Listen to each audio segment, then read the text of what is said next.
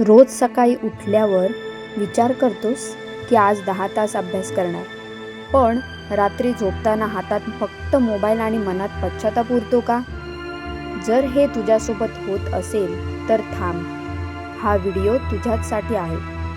लक्षात ठेव मित्रा, आज जर तू पुस्तकांसमोर डोके टेकवायला तयार नसशील तर उद्या जगासमोर तुला हात जोडावे लागतील. मित्रा, परीक्षा जवळ आली की आपण टाइम टेबल बनवतो.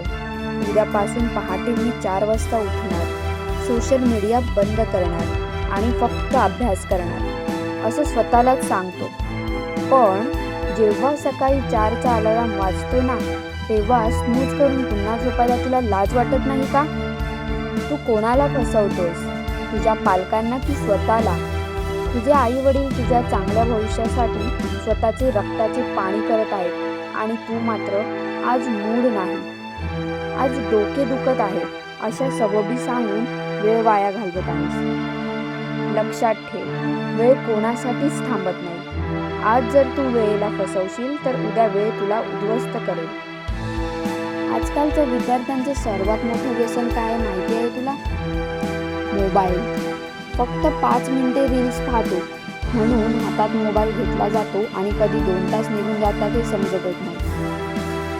ज्या फोनवर तू दुसऱ्यांचे यश पाहून लाईक दाबत आहेस ना, त्याच वेळेत तुझा एक मित्र कुठेतरी शांतपणे बसून स्वतःचे भविष्य घडवत आहे.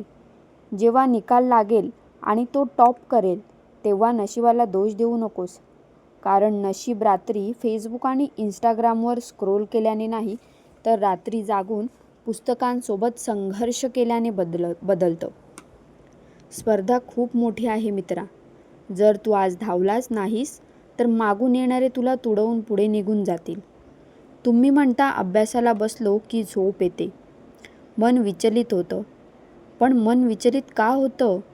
कारण तुझ्या डोक्यात कुठलं ध्येयच नाही आहे. ज्या दिवशी तुझ्या मनात हे पक्क होईल की मला माझ्या आईवडिलांच्या डोळ्यात आनंदाश्रू पाहायचे आहेत, त्या दिवशी तुला जाणीव होईल की तुझ्या यशावर तुझ्या संपूर्ण कुटुंबाचे भविष्य अवलंबून आहे. त्या दिवशी रात्री 2 वाजताही तुला झोप लागणार नाही. अभ्यास हा ओझं म्हणून करू नकोस. अभ्यास हे ते शस्त्र आहे जे तुला तुझ्या गरिबीतून, तुझ्या वाईट परिस्थितीतून बाहेर काढू शकतं. डॉक्टर बाबासाहेब आंबेडकरांनी सांगितलं होतं, शिक्षण हे वाघिणीचं दूध आहे आणि जो ते प्राशन करेल तो गुरगुरल्याशिवाय राहणार नाही. मग तू शांत बसला आहेस का? बसलायस? खूप खेळला व्हिडिओ गेम्स, खूप खेळला फिरला मित्रांसोबत. आता स्वतःला एका खोलीत बंद करून घे. 6 महिने, फक्त 6 महिने स्वतःला गायब करून टाक. कोणाचा फोन उचलू नकोस, कुठे लग्नाला जाऊ नकोस. फक्त तू आणि तुझी पुस्तके.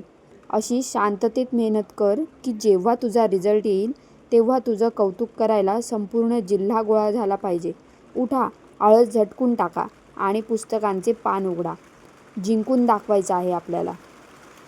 मित्रांनो, जर ही व्हिडिओ तुम्हाला महत्त्वपूर्ण वाटली असेल आणि थोडंफार तुम्हाला मोटिवेट वाटलं असेल तर माझ्या नवे पर्व या चॅनलला नक्कीच सबस्क्राईब करा, शेअर करा आणि लाईक करा.